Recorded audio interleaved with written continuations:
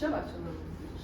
So this week's Parashat is Parashat Tetzave. Tetzave means command, like God telling Moses command. And it covers Exodus 27:20 to 30:10. And I forgot the slide for the blessing.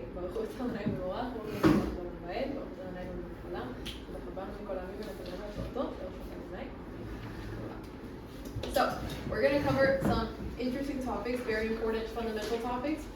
For some of you guys who were here last year, it might be kind of repetitive. Some of you guys might be like, okay, I've seen this before. But there's some people that are new that haven't heard too much about the temple, so it's really good to kind of start fresh before we get into Leviticus, so that's when we really get into the nitty-gritty of the temple. So I want to make sure we cover like the basics of the temple as like a foundation to move on. So we have the function of the temple, so like why do we need a temple in the first place? Then we're going to talk about the levels of holiness, as we're going to be using our temple map. And we're going to talk about the holy place, so that's one of the temple areas. And then again, we're going to talk about why the temple was destroyed. That's based in Matthew 24. That's basically what Matthew 24 talks about generally. So we're going to look a little bit at that. So we'll start with this verse, which is very, very commonly, you guys have probably all heard it, where it says in 1 Corinthians 3:16-17, where it says, don't you know that you yourselves are God's temple, and that God's Spirit dwells in your midst? If anyone destroys God's temple, God will destroy that person. For God's temple is sacred, and you together are that temple. Can we understand this verse without understanding how the temple functions? No. Right? No. Yes. So that took a while. So yeah, we can't really understand this. So in order to understand verses like this where it talks about the temple, we're gonna have to get a better idea of what the temple is, so that way we know how this actually applies, right? So imagine if I tell someone like, oh, like we are as a community as if we're a Walmart or something, you know? But if you've never been to a Walmart, how do you know what I'm talking about, right? So if it's somebody from like a different country, they don't know what Walmart is. If I'm making an analogy between Walmart, they're not going to know what it is, right? So he's making an analogy between the temple. He's saying, you guys are like the temple, but we have to understand the temple in order to see what he's trying to get at, right? So that's what we're going to look at, what the function of the temple is. Why do we need a temple in the first place? So God can use us. Yes, perfect. Thank you. That was perfect. So yeah, so God can dwell among us, right? So what does the temple represent? Huh? What does the temple represent? A safe haven? Safe haven? Yes. Secret space? Yes. Think closer. Like, what name? What do you think, Johnny? I'm the teacher, so you guys. What place does the temple represent? Eden? Eden, exactly. Yes. So the temple represents Eden. And there's a lot of parallels between the Garden of Eden and the temple, like a lot. Like there's a lot. And if you look at the construction of the temple with Solomon, he would do a lot of the motifs outside of the temple. He would do a lot of things that looked like a garden to mimic Eden. And this is also something that happened in the pagan temples. Not to say that the pagans understood what they were talking about, but there was that connection of garden and temple. That was a very common thing. And for God in the Bible, it's even more profound. So we have our handy methodology. Some of you guys might be not too familiar with what this is. It just looks like a bunch of circles, right? So like, what is this? So we use this a lot. So basically, inside of the circle is where we want to be. Inside of the circle is the realm of life, right? So we have the realm of life. There's order there. Order is very important. The Garden of Eden represents order and holiness. But then if we're outside of the circle, that is the realm of death. So we're going to be looking at those two as like polar opposites, the realm of life and the realm of death. And it's very common in the Bible to see that motif. So we want to talk about when Adam was created. Where would he have been when he was first created? Would he have been inside the circle or outside the circle? Inside the circle, exactly. So he would have been inside the circle. The realm of life, holiness, order. There was Eden. So he was in Eden. He was in the realm of life. So what realm does Eden represent? Life. Yes, exactly, realm of life. But then somebody decided she wanted a snack. And that didn't turn out very well, okay? So they got kicked out from the temple. And do you guys remember what the name of those angels would have been? What type of angel would have been? Cherubim. Yes, cherubim, exactly. So those are cherubim, and what is in the ark that was in the holiest of holies in the temple?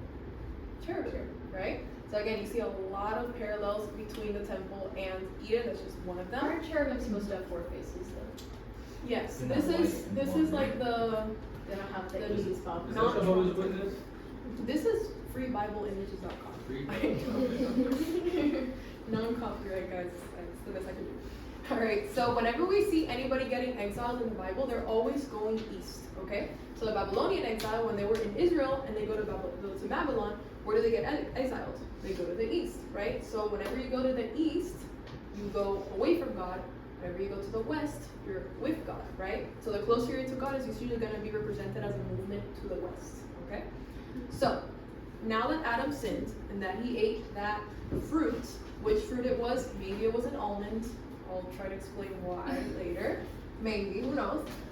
So where would he be now? Is he inside or outside the circle? Outside the circle. So he's in the east. He was actually, it literally says in the Bible, he was exiled to the east of Eden. Okay? So think east, exile, west, with God. Make sense? Like an easier way to remember. So we went from this to the realm of life. Yes. Specifically in the Bible, right? When you see east. Oh yeah, yeah. It doesn't mean like if you go to the east, you're not automatically exiled. Anyways, I'm not gonna say anything else. So we went from this, right, the realm of life, to the realm of death and the realm of chaos, right? Whenever you see deserts in the Bible, it's also exile. It's not good. So that's why the Israelites have to be 40 years in the desert, because it's an exile, right? Completely only dependent on God. They weren't supposed to survive there. Okay, so in the ancient times, whenever you see like the deserts, it was not a good place to be. Okay, it just represented complete chaos and death. Remember, east, exile, west, with God. Okay, so if we look at the methodology now, if we get close to God, where would we be? Inside the circle. Yes, east, exile, west, with God. So we're moving towards the west, right? In the Bible. And then if we get far away from God, we're going to be inside or outside the circle? Outside. Exactly. So that's why we need the temple. The temple gets us inside the circle. What is the point of the whole idea of the realm of life and the realm of death? The temple represents the realm of life. And that's why whenever we get into Leviticus, we're going to see a lot of rules that are going to seem kind of like maybe arbitrary. We might think, okay, if I touched a dead pig accidentally, why can't I go to the temple right after? Right? It just seems kind of like arbitrary, like I can just wash my hands. No, you have to wait until, you have to wash, and you have to wait until the night, and then the next day you can go to the temple. So there's a lot of rules like that. And differently, for example, if you give birth, you can't go to the temple for a certain amount of time, or for a lot of different reasons. We're not going to go into the details because some of them are TMI. So, whenever you see those rules, it's all based on maintaining the holiness of the temple. How do you maintain the cleanliness of the temple? With moral purity, which is being a decent human being in a decent society, and keeping it away from death. So anything that's connected to death is going to be away from the temple. So it doesn't mean that any of those rules, they're all going to be tied to staying away from the realm of death. Was there death before Adam? No. So now that Adam sinned, there's death. There's no Eden anymore. So now we need the temple to kind of bring us back to that Eden space. Making sense so far? Okay, so it's basically like a rebuilding of Eden. It's like a mini Eden that we get to have temporarily until everything is restored. Till everything is restored whenever Yeshua comes back. Okay, there's like the temporary, and then when Yeshua comes back, there's going to be a temple, but then after the millennium. Alright, so just an overview. Whenever you think of the temple, think of like a restoration of Eden. Whenever Adam sinned, that brought death into the world. That means that God can't dwell among us like in Eden, because remember in Eden, God was dwelling among Adam, right? Do we have that now? No, we don't.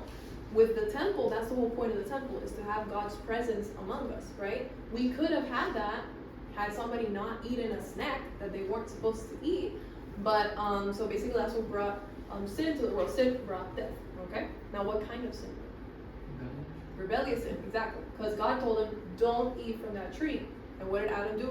He ate from that tree. So he did a rebellious sin, not just any type of sin, a rebellious sin, okay? And spoiler alert, that's what Yeshua came to atone for, the rebellious sin that Adam did, so that God's presence can be restored. So remember, east, exile, west, with God.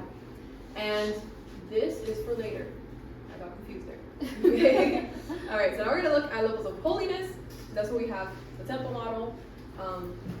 So whenever we look at the temple, if you look at the thingy there, this is going to be what is like the court of women, and then that's going to be the Holy of Holies and the holy place. The closer you get to the holy place, the closer west you go, okay? So remember, east is exile, west you're moving with God, right? Is this German? Yes, it's German. Don't look at those things. I don't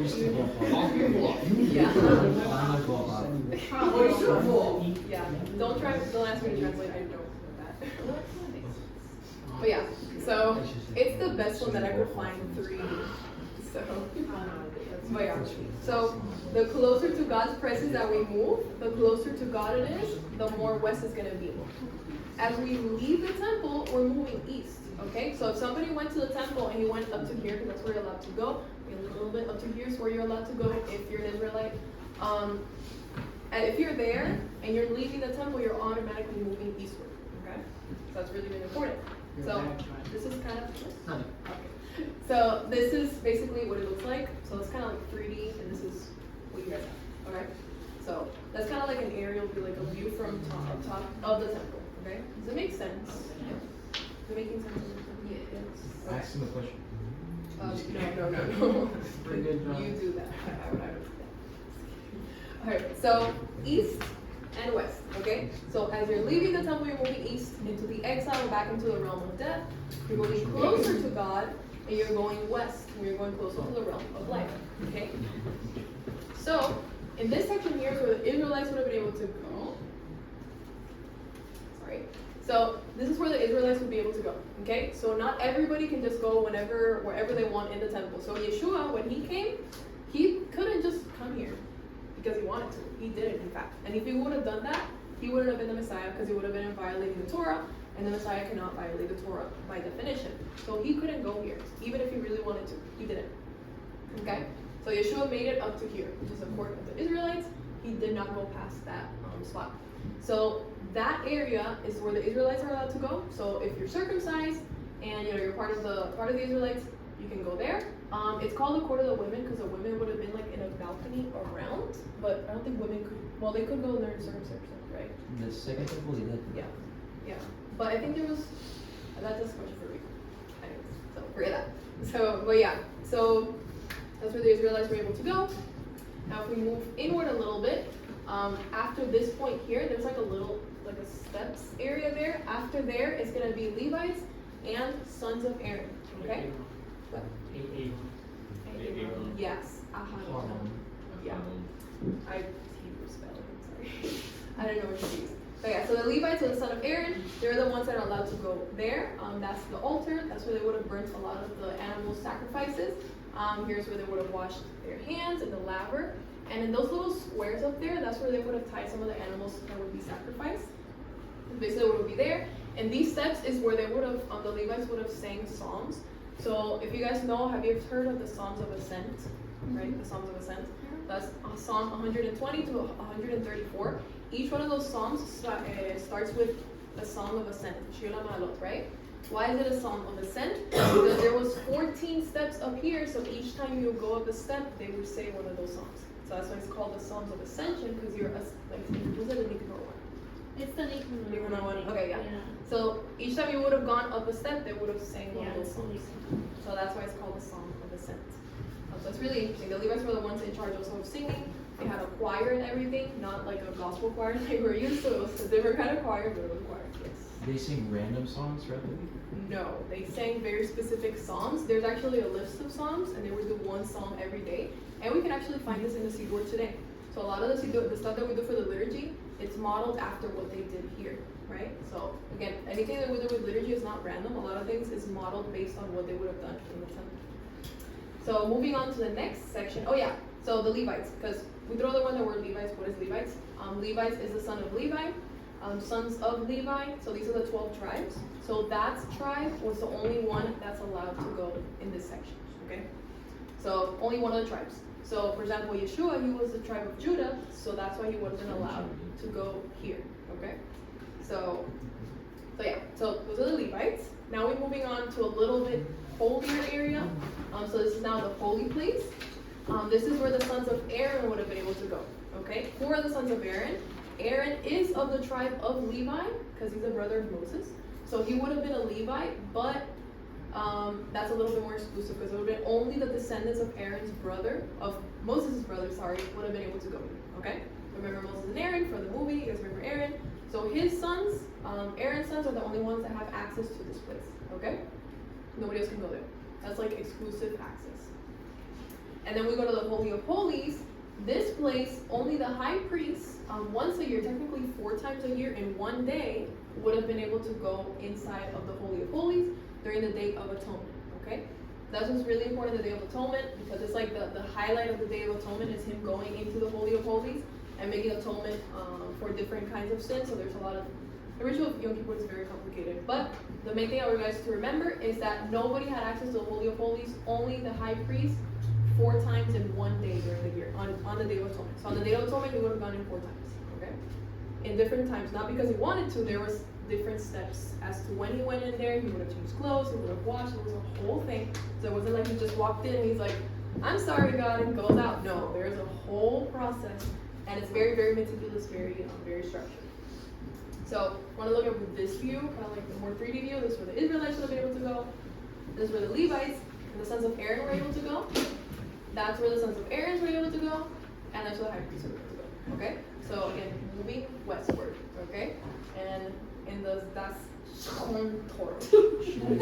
not that's where you stop if you're gonna yeah. So there are 3 main levels of holiness. Okay, so once you get there, that space, well, technically all of Israel is holy, and there's different levels of holiness, but the main 3 in the temple are going to be those. Where the Levites and sons of Aaron will go, sons of Aaron and high priest. Once a year, 4 times in that day. Okay? Can you get so far? You got it. So, yeah. Yes, so if we want to visualize it in this way, that's kind of if we want to like structure it. Because sometimes it gets really complicated, like talking about the temple, so I want you guys to get like the basic, geography. So that in the future, whenever we talk about it, oh, okay, that's what we're talking about, like that spot, right? Alright, so now we're going to talk about the high priest, okay? So that was the high priest. He had the ephod, he had all the stones. The stones represented one of the tribes of Israel, so that's why he has 12 stones. He would have had the names of the tribes of Israel on top here, also on his shoulders.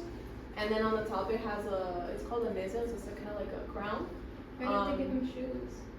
So holy, you can't wear shoes because in the ancient Near East, even in today's Middle East, it's disrespectful to walk with shoes because they're very dirty inside clean places. Like in Japan, you can't go inside indoors with shoes.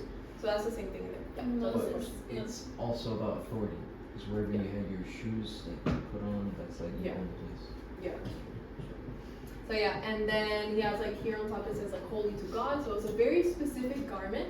That's from the Temple Institute, so I don't know if everything is 100% accurate, but that's just a general overview.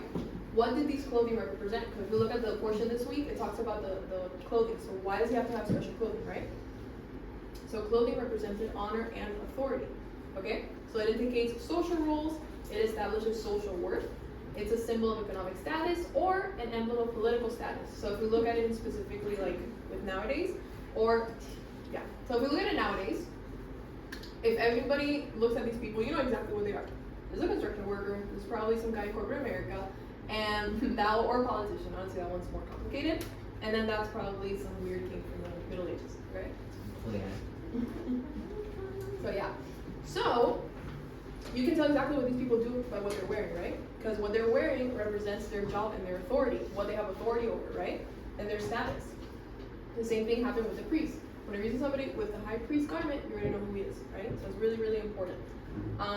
So the role of Aaron and his sons, God gave Aaron the authority of the priests, and he gave them authority to serve for the Israelites, right? So the Aaronic priests, they were the intermediaries between God and the people, okay? So if people wanted to give an offering to God, they would go to the priest, and the priest had the authority to basically present those offerings to God. Doesn't mean they couldn't pray by themselves. Obviously, we see in the Bible all the time people are praying to God directly, but in very specific circumstances where you needed the priest to make atonement and different things like that, they were the ones that had that access to God, okay?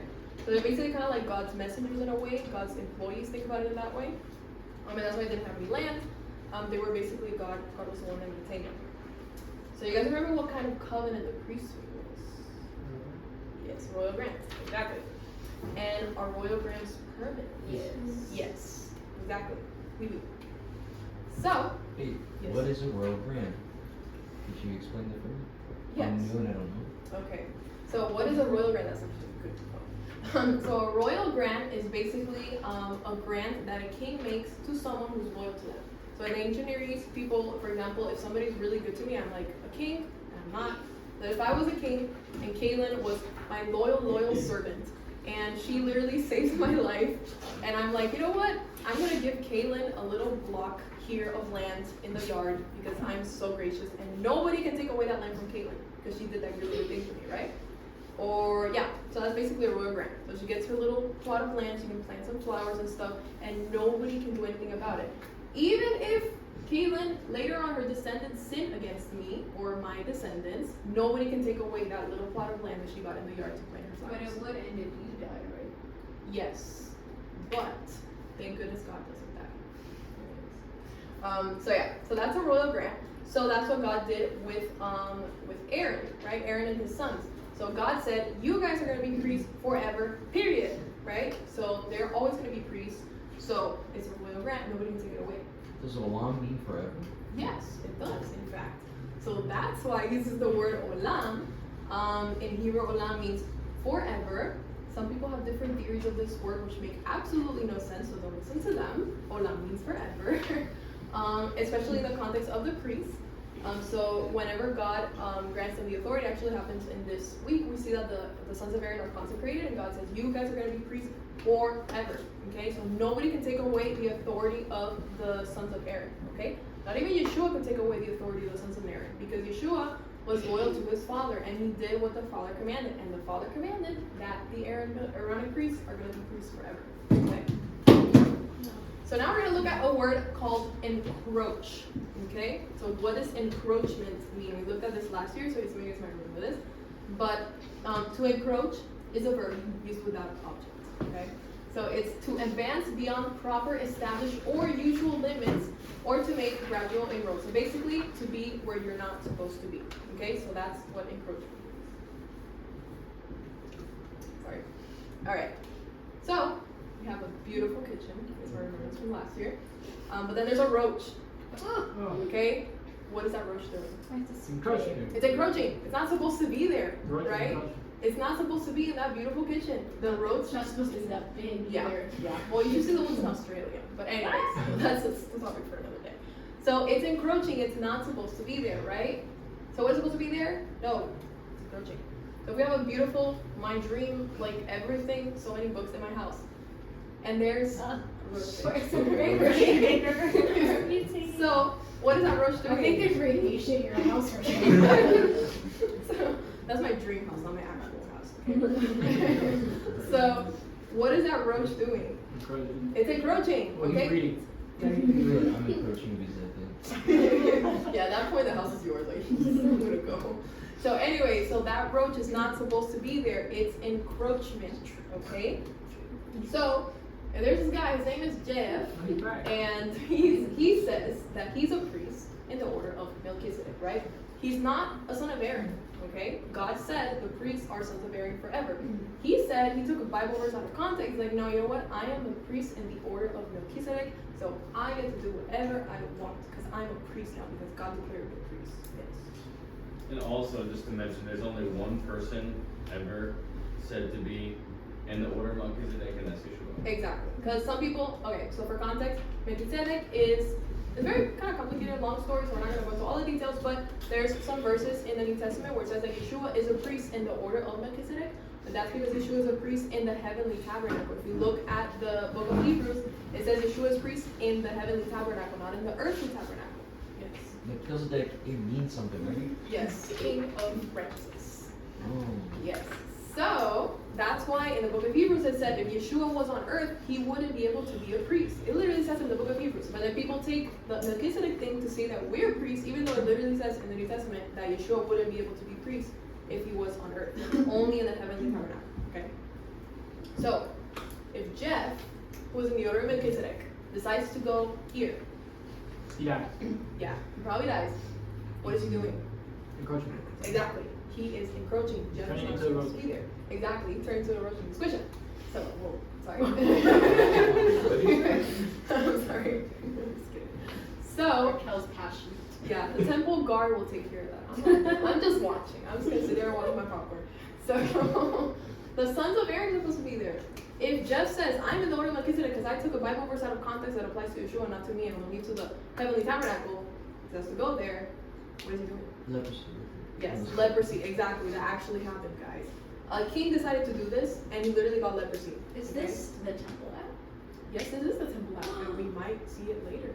Ooh. Oh my God. Oh my god. So yes, so this is what this place would have looked like. We have the menorah, we have the shewbread, and we have the incense altar. If Jeff decides to go there because Bible verse taken out of context, is he supposed to be there? No. What's the temple police gonna do to them? Don't answer that question. So yeah, he wouldn't probably be able to even get there because there was guards to make sure that did not happen. But a king at some point named Uzziah decided that he was gonna do that, that he wanted to present incense like the priests. So he decided to do that, and he got leprosy for the rest of his life. So that's in the Bible, guys. So again, you don't want to encroach. Encroaching is bad. So by challenging the Aaronic priesthood, God-given authority, who is Jeff actually challenging? Exactly. Exactly. So he's actually challenging God.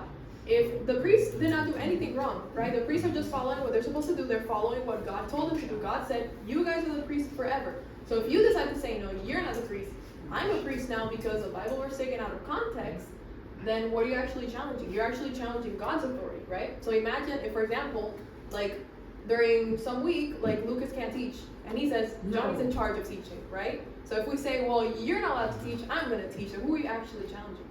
We're not challenging Johnny, we're attacking Lucas's authority because he's the one that made John the teacher, right? So when you have somebody appointing somebody or something, you can't challenge them. So God appointed the Aaronic priesthood. We challenge the Aaronic priesthood, we're challenging God. Okay? Didn't that happen in the Bible? Where they challenged the priesthood? Yes, it did. Yes. So in the book of Numbers, Korach, he was a cousin of Moses, cousin, or I don't what second cousin, just regular cousin, a cousin of sorts, at least. So he was a cousin. What? Close cousin. Okay, he was a close cousin of Moses, and he decided he wanted to be a priest, and he wanted to do more than was actually allocated to him because he was a Levite. Okay, so he had access to this section, but that wasn't enough for him. So he was like, no, I want to be here. I want to do this section. I don't want to do this. That's not enough for me. Did he have a really good job? He had a really good job. He actually was the one that carried the ark, right? Nobody else can do that. Exactly. So he had a high level job. So he decided that's not good enough for me. I want to do more. I want to be here, right? What happened? The earth opened and swallowed him alive. Okay? Yeah, like a roach. So again, like that's in the book of Numbers. Okay? So this is really serious stuff. Okay? So when we're talking about the temple, it's not like a little, cutesy little thing and like something like this cute ritual that we just, no, it's a really serious thing. If you look at the Bible, the people that try to encroach on the temple, try to challenge God's authority in the temple, it doesn't go very well for them. Okay? And the same thing happened with the Romans. The Romans destroyed the temple, and literally the Roman emperor, it's a rumor, I know it's a rumor, and some historians will be like, well, yeah. But anyways, it's a rumor that his last words before he died was like, it is known that he said that I only did one wrong thing. What did he do? I don't know. He was the one that destroyed the temple, and he died really young, the Roman emperor that did that. He died really, really young.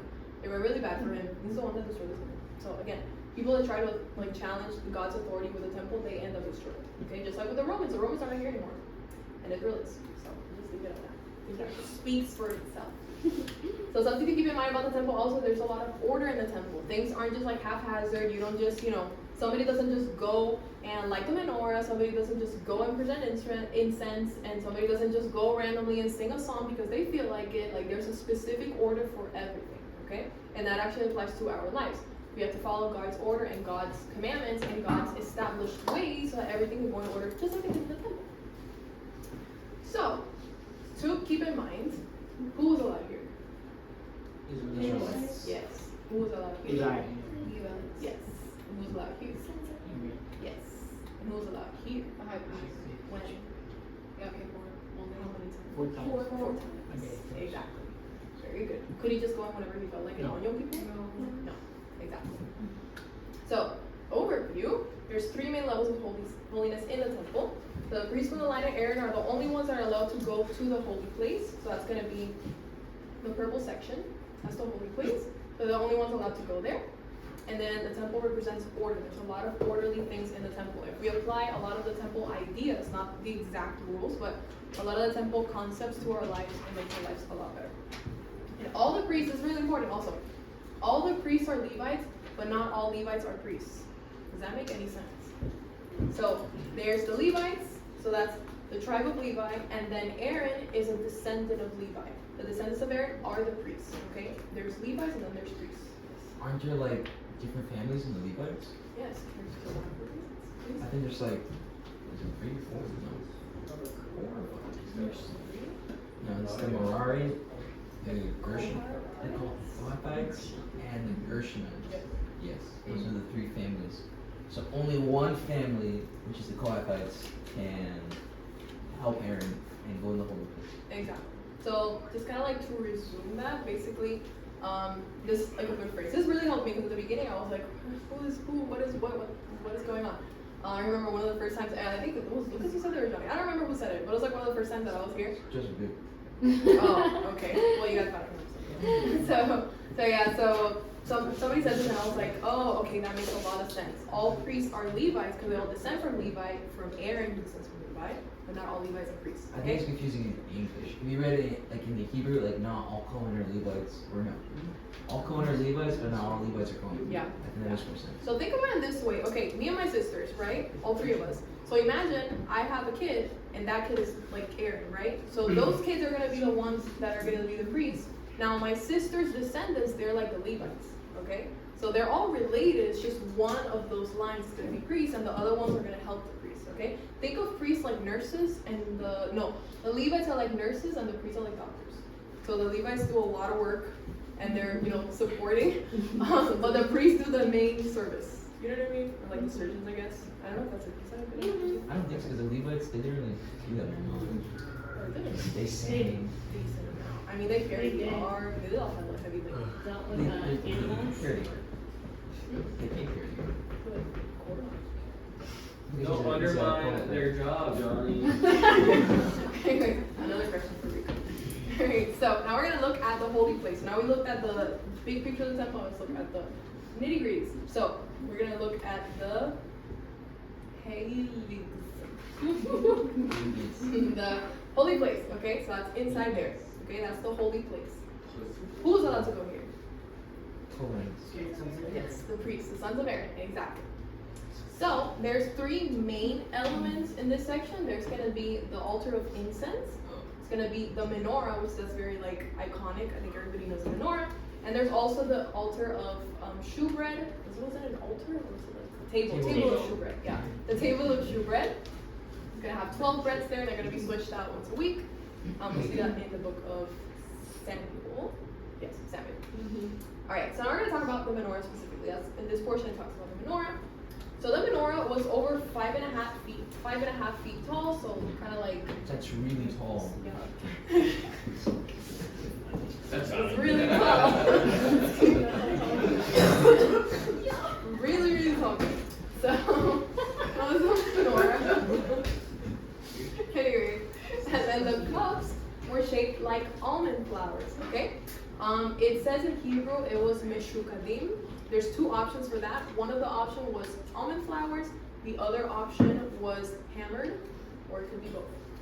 Okay, so probably almond flour, but there's another option there with the Hebrew. Anyways, so it was shaped like almond flour. So that's why in the beginning I was like, hey, maybe the Garden of Eden, maybe it was an almond tree, maybe, possible. Don't quote me on that, it could be something else, but it's possible because the menorah represented the tree of life, okay? Whenever we see the menorah, you can see it in the little map thingy, like the tiny little menorah in the holy place. Almond milk and back cream? No. It's from the temple. Just kidding. Alright, so the menorah represented the tree of life. So again, if you get to the holiest place in the temple, it represents the tree of life. Remember how the temple represents the Garden of Eden? We literally have a tree of life inside the temple, a representation of the tree of life. So that's pretty cool. And so the oil was used for the menorah was very special quality, which is not any random oil you got at Walmart. Very special oil. It was only what? The yellow one. Oh my gosh.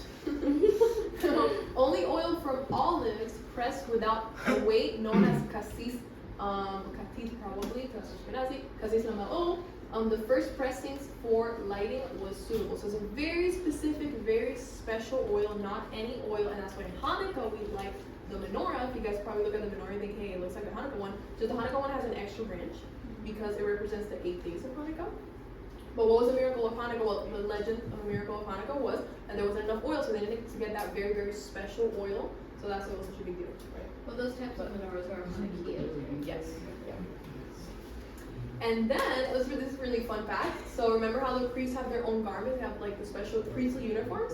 Whenever one of those uniforms would go bad, for the skirts of that uniform, the top part of the linen priestly garments was actually used for the wigs. So the wigs of the menorah were made from the leftover clothing from the priestly garments. There's another part of the priestly garments we used for different lamps, so there were different lamps, and the menorah was one of them. That's pretty cool. So, with all of this in mind, what does the menorah represent again? Only the Garden of Eden, exactly. So, what does a menorah represent? Tree of life. Exactly, the tree of life. So you see the connections, right? So you have the 3 elements inside the holy place. So we have the incense, the menorah, and the shubrit. Now we're going to look at the altar of incense, okay? Yes. So who was allowed to present incense? Sons of Aaron. Yes, exactly. How do we know that? Because it's the sons of Aaron. Yes. However, but it was because the incense was inside here, right? They were the only ones allowed to make incense.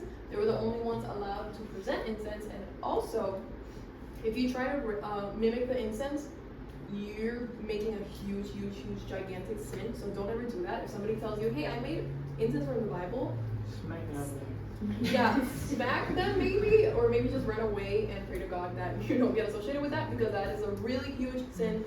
You cannot do that, okay? So you cannot mimic the incense. Why? there. Yes, it's bad, but why is it bad? It's set apart for a specific purpose. Exactly. And are we allowed to make incense? Why are we allowed to make incense? Because I can just make it and give it to the temple. So why I can't make like a Yankee candle or the incense. No. Why? Because I'm not a son of Aaron or daughter of Aaron or whatever. Well, first of all, women were able to do it, but the sons of Aaron are the only ones allowed to do that. So you're not allowed to do it. Okay? Very important. That's like a lot of. That's like a very, very important thing. The incense. Wasn't there like a specific family that made the incense? Yes, the family of. You can search with a They name. got lost or something. Yeah. I forgot the name. I read it the other day. It's in the Alabama Bible. Yes. Yeah. Which is the- Yeah. Abdinas. Abdinas. I think so. Yes. Oh, because there's a Yeah. there's a name. Yes, Yeah. the house, yes. We'll probably talk about that later. Alright, so every year there was several hundred pounds produced of incense. Every single year. They would actually, if you look at the service of the incense, the priest would go every single day and they would present incense every single day, in the morning and in the afternoon. So twice a day. They would present, I don't remember how much, but there was a specific amount. I know during the morning and in the afternoon they would present the incense. And now, if we look at the New Testament, there's a lot of things in the New Testament that are going to make a lot of sense if we understand the temple. I had no idea. When I started learning about the temple, people would tell me the New Testament is going to make so much sense, it's going to be so many things going to make sense, and I was like, well, yeah, okay, I guess in a way, but now if you look at it in the temple context, a lot of it kind of clicks, okay? So somebody would read this for me. I'm going to use my voice. Okay. Once, when Zechariah's division was on duty and he was serving as priest before God, he was chosen by lot, according to the custom of the priesthood, to go into the temple of the Lord and burn incense. And when the time came for the burning of incense came, all the assembled worshippers were praying outside. Exactly. And now, somebody else will read this. I'll read it. Thank you. Then an angel of the Lord appeared to him, standing at the right side of the altar of incense. When Zechariah saw him, he was startled and was gripped with fear. But the angel said to him, "Do not be afraid, Zechariah. Your prayer has been heard. Your wife Elizabeth will bear you a son. You are to call him John." Okay, so now John was a son of Zechariah. When does he get that vision? Whenever he's presenting the incense, right? So now we know exactly what he was doing. And if we actually look at the Mishnah, so like the different rabbinic commentaries about how they did things in the temple, we can actually pinpoint exactly at what time and what exactly he was doing in all of this. So that's really, really interesting, but nobody's thought about making a movie out of it. So many opportunities, but we didn't think outside the box. You know, like that would be really cool to see that. Chosen Dragon Ball. Yes. But we don't. I'm sorry. Isn't it true that only one time in your lifetime they could do the incense? Most of the time, yes. They would actually pick the person who has not done it to try. Because the way that they do it, you want to do like a. Okay. You three guys, please. Yeah. Okay. It's not. We're not gonna. They have to hold hands. So notice how it says like they were chosen by lot, right? So how does that work? So let's say that you guys are priests of the line of Aaron, which you're not, but in theory, if you were, so you're gonna hold one finger behind your back, like one or two. Okay, just one or two behind your back. It doesn't matter which one. Okay. So now this is how they would pick the person to do the incense, to do the different jobs in the temple. Okay. So now I'm just like, okay, you know what? I'm gonna think of a number. I'm gonna think of the number 4. Okay. So now bring out your hands. So 1, 2, 3, 4. So you get to do the incense. Make sense? So that's how they would pick a person. The person would pick a number, and then they would look at people's fingers, count them, and then that's how the person would be chosen. So he would be the Zechariah at that time. So that's what Zechariah did. Why did they do that? For God, okay, you guys can do that. So that's to make sure that the person chosen was because God chose him and not because I really like, oh, Ed is such a nice guy, so I'm just gonna pick him because he deserves to do the incense today. No. It's gonna be completely random to make sure that God is the one that chooses it. So whenever it says that Zechariah was chosen by lot, that's exactly what he did. Okay, it was probably a bigger circle with a lot more people. We're not gonna do that. But Alright. basically, he was like chosen by God at this specific Yeah, time. exactly. So he was chosen by God. So this was not somebody, gave him the job because he was really nice or whatever. No, God chose him, and then God sent an angel to give him the vision that John was going to be born. Okay, so that's John the Baptist's dad. I was gonna ask, you don't know what prayers you were praying on some point, because I was trying to figure that out and I couldn't find it. Well, what was really interesting is that in the temple conference, Joseph Good was talking about what you were there. So Joseph So I Good, couldn't find it. yeah, those. Oh, wait. I didn't think I wrote it down. That's what I mean. I think it's in the book. In the book? Yeah. So like there's one of these, there's a prayer in Navidad, so remember in the Siddur, there's one of the prayers that says that like please make us flourish a branch of your salvation. So basically Zechariah, whenever John is born, he says the exact same wording as the prayers I would say in the Siddur. So that's probably the prayer he said when God said, he has heard your prayer, right? Your prayer has been heard. Because then he says, thank you God for raising a horn for our salvation. So that's probably what he said, because your prayer was heard, and then he was probably saying that we got it. Okay? And notice how everybody outside was praying. And that's what Peter and John do later. So John literally goes back and he does that, and he goes to pray where his father would have been serving him. So that's pretty cool.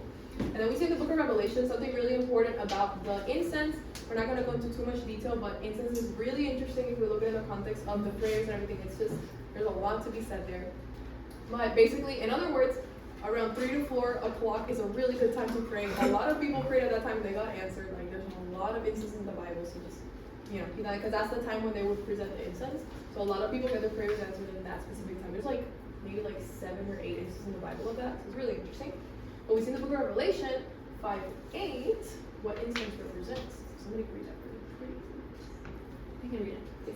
And when he had taken it, the 4 living creatures and the 24 elders fell down before the Lamb. Each one had a harp, and they were holding golden bowls full of incense, which are the prayers of God's people. So incense represents God, prayers to God. That's what incense represents. It's something that smells really good. I mean, it would smell really, really nice, and it would go up to God. So that's what our prayers represent. Our prayers represent good, pleasant aroma going up to the heavens, going up to God, right? And so whenever it says that God accepts prayers, a lot of times it says that he has smelled the offering. Basically, in theory, not literally, but it represents prayer. And so we can move this. Lucas. She wanted tissue or Oh, something. yes. Oh, thank you. Another angel who had a golden censer came and stood at the altar. He was given much incense to offer with the prayers of all God's people on the golden altar in front of the throne. Exactly. Thank you. All right. So again, we see that connection. It's in the New Testament. All right. So it's really, really interesting how the incense represents God's prayer, and that's why people would make sure to pray during the time that the incense was being offered. You guys know what time that would have been? 3 to 5. Yeah, around 3 to 5 o'clock. That's when we do these prayers. So that's the time where they would have been offering the incense. Because again, the prayers are all modeled after how people would serve other temples. It's really interesting. Kind of an overview of this section. There were three main elements in the holy place. There was the menorah, the table of shewbread, and the altar of incense. The menorah represents the tree of life. The incense represents the prayer of God's people. And only priests from the descendants of Aaron are allowed to go into the holy place and to present incense and to light the menorah. Because, I mean, obviously, by definition, you can't go in there, you can't really do anything that's to be done there. Okay? Now we're going to look at Matthew 24. So, if anybody brought y'all's Bibles, pretty please. Or if you didn't, I don't want to punish the ones that brought their Bible. So if you have a Bible app, also, because it's just not fair. You know what I mean? So, I don't know, we're just going to go random. Maybe Benjamin can pick who reads. I don't want everybody to hate me. You take the thing for me. We don't have the verses here. We're going to use y'all's Bibles. So, we're going to read Matthew 24, 1 to 3. You have to do voices, otherwise. Yes, you have to do voices. This is going to be all in the context of the destruction of the temple. So when Yeshua, right before the crucifixion is coming up very soon in the book of Matthew. So right before Yeshua dies, he gives us prophecies as to what is going to happen. So we're going to look a little bit at how some of those prophecies were completed. Something really important to keep in mind is also there's a lot of interpretation of Matthew 24. Some people say it was all fulfilled. Some people say some of it's fulfilled. Some people say it's not been fulfilled. We're going to look at some of the sections where it kind of was fulfilled, but it doesn't mean that history can't repeat itself. Okay? So it's just something. Yes, please. Thank you for not color coding stuff. Oh, yeah, you're welcome. I couldn't see it. It's not my fault. You're I'm what? disabled. Alright, Benjamin, pick the first name.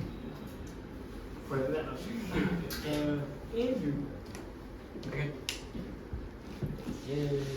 Oh, that's great. You gotta read, but. Am I reading? Yes. With the French accent. 1 through 3? Yes. Okay. As Jesus was leaving the temple grounds, his disciples pointed out to him the various temple buildings. But he responded, "Do you see all these buildings? I tell you the truth, they will be completely demolished. Not one stone will be left on top of another." Later, Jesus sat on the mountain of Olives. His disciples came to him privately and said, "Tell us when will all this happen? What sign will signal your return and the end of the world?" Oh, Johnny. Yep. Never mind. Sorry. What? Oh, that would be fun. Oh, can I just, quick question. Yes. Why do you think they ask why, when this happened, what will be the sign of your coming and at the end of the age? What's the Messiah supposed to do? What do you mean? Because it's talking about the destruction of the temple. And so if it's destroyed, who rebuilds it? Oh, yeah, I that's don't know what you're saying. It makes more sense in the context of our conversation that we had previously. Yeah. That's what I was gonna say. It doesn't make sense. I noticed that too, thank you. Okay. But yeah, now we're gonna look at the next section. So Benjamin. Next one.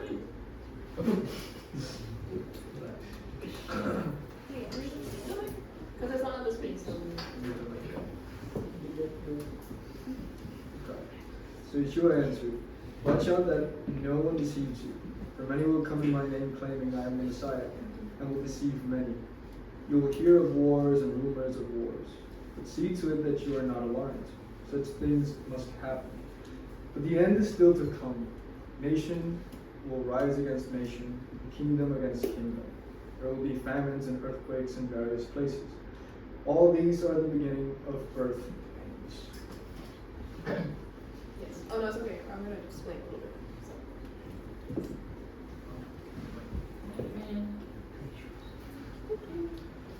bit. So notice how it says there's gonna be a lot of messiahs that come saying that they're the Messiah, but they're not. So it's gonna be a lot of false messiahs. That's actually literally what happened in the first century, well, the second century.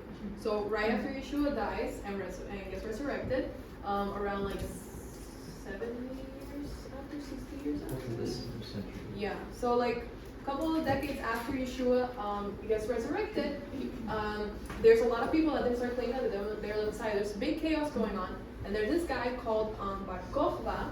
Bar Kokhba in Aramaic means the son of the star. It's because there's a prophecy, whenever Bilam in the book of Numbers, he prophesies that there's going to be a star that comes from Jacob.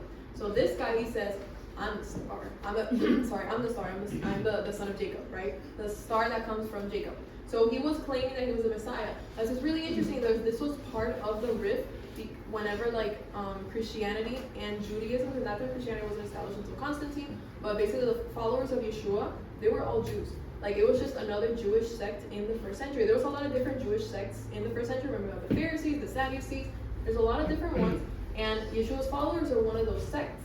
Now what's really interesting is that during this time, it was very chaotic. It was right before the temple was, after the temple was destroyed. Yes, after the destruction of the temple, they wanted to rebel against Rome, because Rome destroyed the temple. So you know what?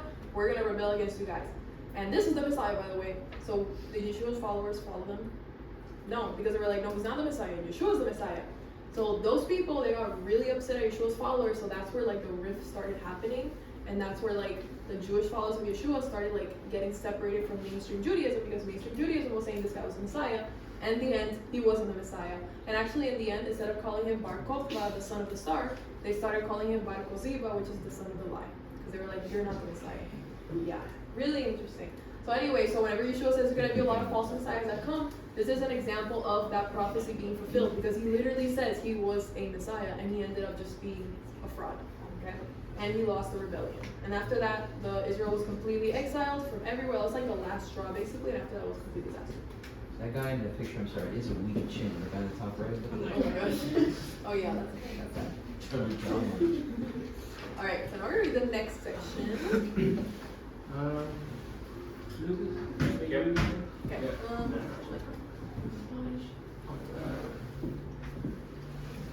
14. You gave me a good one. You're welcome. Alright. Then he will be handed over to be persecuted and put to death, and he will be hated by all nations because of me. At that time, many will turn away from the faith and will betray. I'm so sorry. Give me just a second.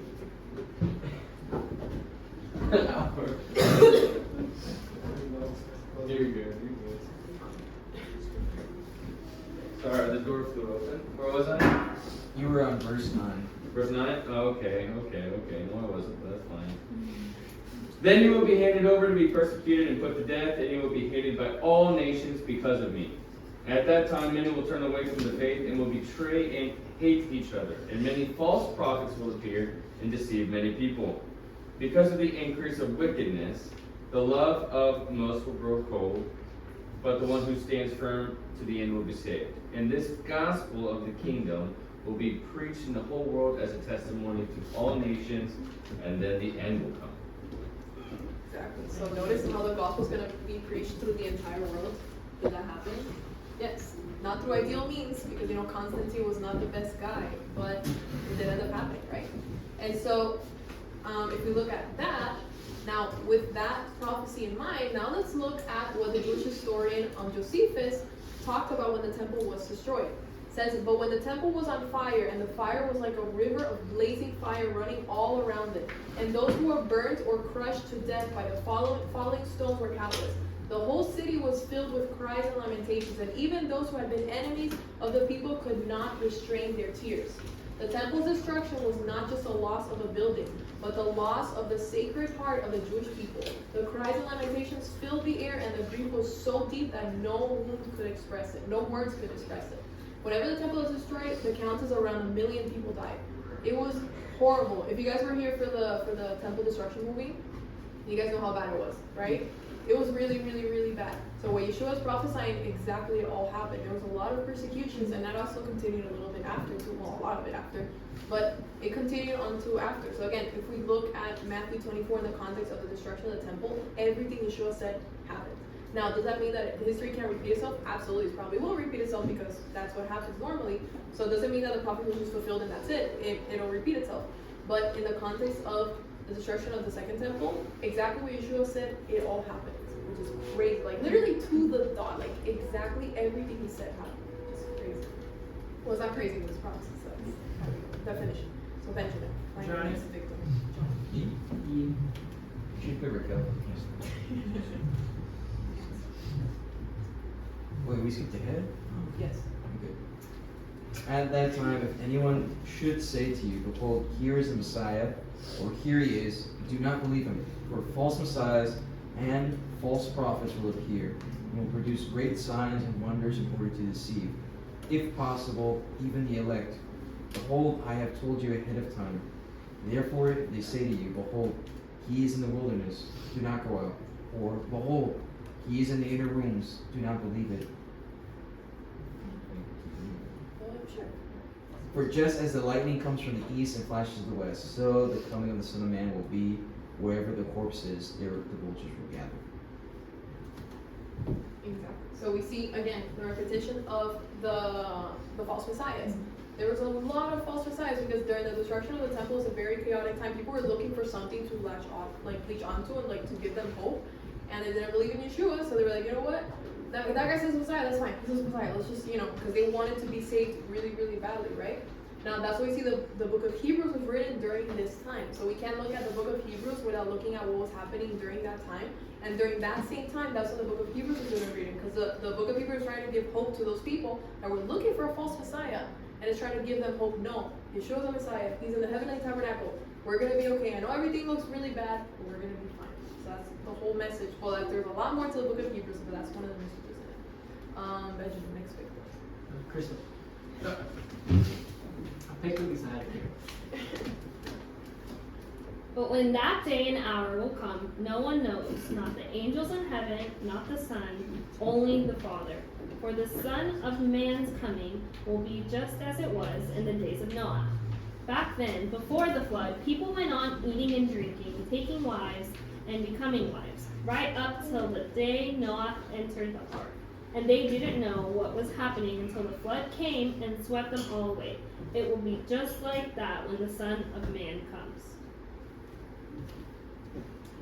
Alright, so, really important, nobody knows the day or the hour except for the Father. So if anybody on social media tries to tell you that Yeshua's coming back because there's a blood moon coming, don't believe them. If they're telling you a specific date, they could tell you, hey, look, the world is kind of messed up, it's probably getting closer, that's fine. But if they tell you Yeshua's coming back on January, whatever, right? Don't believe them, because literally Yeshua says, nobody knows the day or the hour, not even Yeshua knows the day or the hour, not the Son, the Father knows. It literally says that. That was pretty crazy when I heard that. I was like, wow, not even Yeshua knows when he's coming back.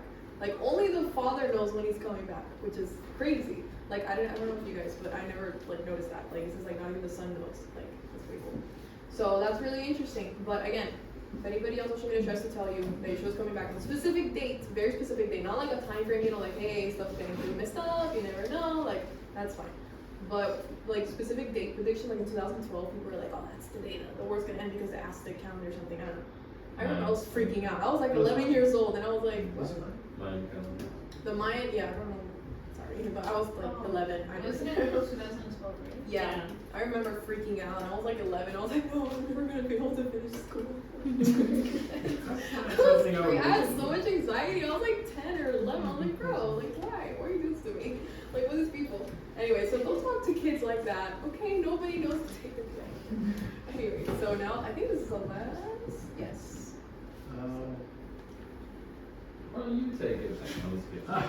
Whoa, how the Yeah, turntables. Yeah, I would have to need a reward, something like that. You should go bed. He can't speak his voices as well. Here's the mic. Not you, man. You? What? Marie? Sure. Thinking of it.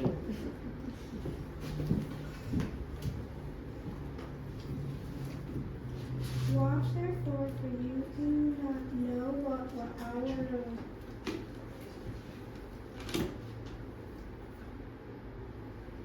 your Lord is coming. But know this, that if the master of the house had known what hour the thief would come, he would have watched and not allowed his house to be broken into. Therefore, you also be ready, for the Son of God is coming at an hour you do not expect.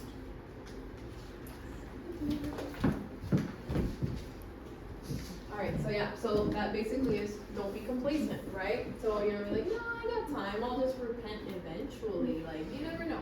Make sure to be good with God. That's what Yeshua is saying, like, don't be complacent because you don't know. That's why it talks about the parable of the master and the servants and his household and everything. That's what keep in mind. But what is the point of this prophecy? He's prophesying the destruction of the temple, right? Why was the temple destroyed? You guys know? Rebellion. Yes, exactly. Rebellion. Exactly. So what kind of rebellion? Like what type of like sin? Like was it because like they accidentally touched the dead ant and then went to the temple? Or no, it was because of moral impurity, right? So there's ritual impurity and there's moral impurity. Now during Yeshua's time, everybody hated each other. It was a literal disaster. So whenever we see in Matthew 23, I was actually from last week, it says, "Woe to you, teachers of the law and Pharisees, you hypocrites! You give a tenth of your spices, mint, dill, and cumin, but you have neglected the more important matters of the law, justice, mercy, and faithfulness. You should have practiced the latter without neglecting the former." Again, you should practice the latter without neglecting the former. So again, ritual purity and the rituals of the Torah is very important. And as we see, when people try to rebel against the temple and against those concepts, like we see with Uzziah and the example we're giving about Korah, it's very important. So it doesn't take away from the importance of the temple, but the temple does not replace being a really bad person, right? So if, again, the thing that Rico always says, husband and a wife, and the husband comes back home and he's like super stinky, and the wife's like, you know what, go shower, and then you can give me a hug, right? But if the husband goes home and he literally smells amazing, has like whatever perfume, I don't know, men's perfume, one of those perfume with those weird French names, and super clean, amazing, new haircut, everything, he's like, oh, give me a hug, but he's cheating on her, right? So you see the importance? So that's the same thing with the temple. People in that time, yeah, they would bring their offerings and everything, but then they would also cheat other people, they would treat them really badly, they would literally fight with their own brothers over dumb things, and they would be really corrupt. So again, moral purity doesn't replace ritual purity does not replace moral purity. Okay, so it's not just what you do and the things, how you act with the temple, it's also how you act as a person. That's the same thing we can pretty much apply to the congregation. It's really nice if you know all the prayers and everything, but if you're a bad person, then what's the point, right? So nothing, one of them doesn't replace the other. Okay, you need to have both together. We actually see in the Talmud. This is like the rabbinic commentaries of a lot of different things. There's a lot of anti-Semitic people that they like to say the Talmud says these things and that's why Jews are bad. That's not what it is. The Talmud has like around 1,000 different rabbis giving opinions. So obviously you're gonna find some bad opinions for some rabbis that were living among one of the worst persecutions on earth. Doesn't mean everybody agrees with them. It's just a bunch of opinions. Think of like the Supreme Court opinions. You see a bunch of random stuff because there's court cases. Like it just happens. Yes. I was gonna say, it's like basically a court transcript. Yeah, court transcript, exactly. So if you look at a court transcript nowadays, you're gonna see a lot of bad stuff in it. Doesn't mean it's law, it's just court transcript. The Talmud is like a mix of court transcripts with rabbinic commentaries, with legends, with stories, with a lot of different things from a lot of different people from a lot of different time periods. So it's very complicated. So somebody just takes you a little snippet and says, look, this is what the Jews believe, that's not true, okay? So, the Talmud says, but the second temple during which they were engaged in Torah and mitzvot, so they were following the Torah, technically. They were following the law. They were doing Shabbat. They were doing the temple offerings. They were doing everything right. And they were doing acts of kindness. Why was it destroyed? Because there was sinat chinam. There was baseless hatred among them. So again, this is what it looked like in the Roman times, right? In the first century. The Pharisees hated the Sadducees. They hated the Samaritans. The Samaritans hated the Sadducees. They hated the Zealots and the other Romans and the rebels and whatever. There's a lot of different people in that time, and everybody hated each other. Everybody treated each other like trash. So, and the Romans are just chilling, they were just, taking their taxes and whatever, kind of chilling, and then they stopped chilling and destroyed everything, but we'll talk about that some other day. But yeah, it was horrible. But what happened? They were hating each other. They were supposed to be brothers, and they were treating each other like garbage, and they were actually really, really, really bad. And that's why Yeshua talks about the hypocrisy. Whenever Yeshua talks to the Pharisees and the Sadducees, he says, you hypocrites, what is a hypocrisy? They're doing Shabbat, they're doing all the commandments, they're eating clean, but then they treat somebody like trash, right? So that's what Yeshua says, like, what comes into the mouth doesn't impurify someone, but what comes out. What is the context of that verse? Because they were making a big deal about washing your hands before eating. So they're like, if you don't wash your hands before eating, you're wrong. That's what they told Yeshua. The Pharisees were like, if you don't wash your hands before you eat, you're wrong, you're sinning. Yeshua was like, wait, that's just a tradition. Why are you treating me badly? Why are you judging other people for not keeping a tradition? But what comes out of your mouth is what makes you impure, right? So in the context of hand washing. So again, people were being really bad people during that time. Okay? So that's the same thing, and that's the whole point of being the temple of God. Because God can't dwell where there's hatred, and that God can't dwell where there's that type of division. You have to do the best to be good to the other people and to do righteousness and justice and to be kind to people, right? That doesn't mean you're gonna agree with everybody all the time. That's part of life. Just like what Lucas said the other day. Like, there's a lot of things that people can disagree with and you're allowed to. That's just literally part of life. But you can't let your disagreements get to this. Because that's when the temple gets destroyed. That's where we get the chaos that we got in the first century, right? And it's a very chaotic time nowadays. There's a lot of parallels, right? So again, a house divided against itself, it can't stand. The same thing with the temple. We are like the temple of God. So if we're divided against ourselves over petty matters, just like the Pharisees and the Sadducees, and treating each other like trash over petty matters that don't really matter, right? We're not talking about like specific holiness. When it's about like God and holiness, you have to stand your ground. You know what I mean? Like, hey, no, I'm sorry, we're not gonna bring an idol here to Roca Eterna. That's why you gotta stand your ground. You gotta shut the door, and I'm not. You know what I mean? There's moments where you have to stand your ground. There's other stuff that is just petty. So like, please disagree. That's fine. There's no big deal. But that's the problem. You can't treat other people badly for petty matters because you are the temple of God, and God can't dwell where there is moral impurity. If you're an immoral person, and if you're sinning on purpose, you can't be God's temple, right? And the same thing, that's why the temple was destroyed, because the people weren't a good vessel. The whole point of the temple is to teach you how to be a vessel for God. The temple was a vessel for God's presence, and we metaphorically are like the temple for God's presence. So we have to be that vessel and make sure that we're acting accordingly. And this goes for everybody. It's not like a lecture on any specific person, just talking to myself too. It's a daily choice. I feel condemned. That's what I'm saying. It's not condemning. It's literally talking to myself. It's everybody. You know what I mean? It's like we're all in this ship together, and we're all God's temple together. You know what I mean? So just something to keep in mind.